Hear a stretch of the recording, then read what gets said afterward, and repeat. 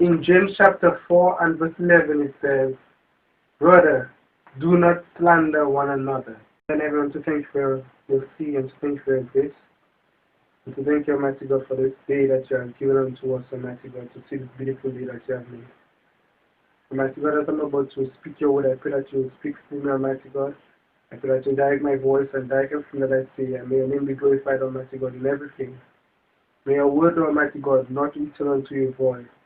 I pray, Almighty God, that this message of slander, Almighty God, will help us, Almighty God, to realize and see, within ourselves, if we entertain the spirit of slander, Almighty God.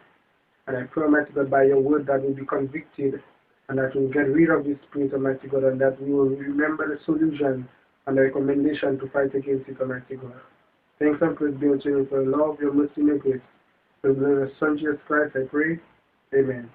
In James chapter 4 and verse 11, it tells us, "Brother, do not slander one another." And that's a common thing in work, in churches, in schools, in communities.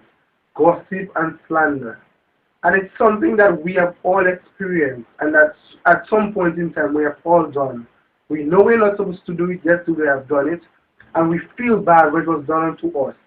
And for some people, they withdraw from others, and for some people, they avoid each other. God would encourage us to love one another. And love is supposed to draw us closer. If we display love to one another, it will encourage us, each one of us, to get closer, to be more open, to pray for each other, to come to each other through love. Slander, it does the exact opposite.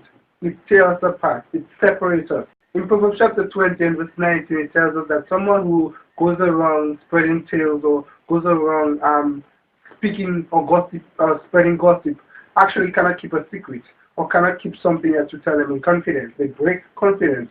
So you have to avoid that person. That's what Proverbs chapter 20 verse 19 says.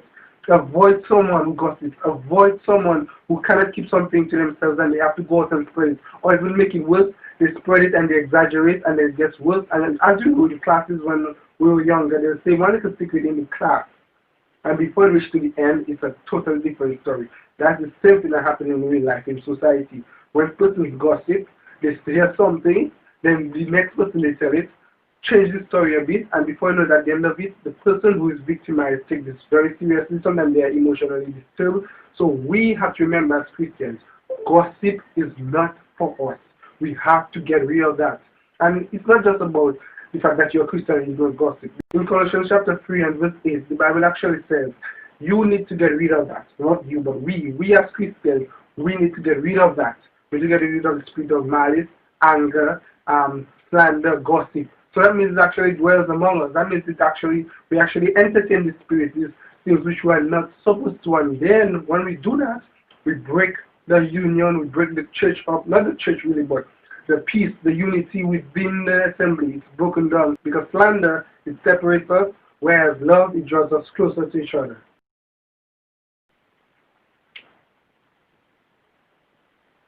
Now I'm going to give you a recommendation. That is something I do. Two things. Whenever someone comes towards me and they want to gossip about somebody, number one, they'll start something like, you don't hear this, or this happened to Jane, or so on and so forth. What I usually do, and I would recommend that you do it too, that when that person starts saying that, you say, you know what, let's pray for them. That's it. Let's pray for them. Number one, when you say let's pray for them, you already have that spirit in you not to want to gossip, and you right away canceling that spirit of gossip by using and entertaining something of righteousness, prayer. When you say, you know what, let's pray for them. Someone come and speak to you about something they hear, let's pray for them. After all, God will say, come before Him with our prayer and supplications. So whenever someone comes to you to gossip, say, let's pray for them. And then whenever you're tempted, when you hear something to gossip or to go and spread it around, which is still therein, say within yourself, I'm going to pray for them. Pray for that person. When you pray for that person, just by yourself, not because someone has come to you, but you've read something and you're tempted to spread it around, stay within yourself, self-control, and pray for them. When you do that, believe me, the spirit of slander will run from you. Be encouraged, and Suedekjv is out.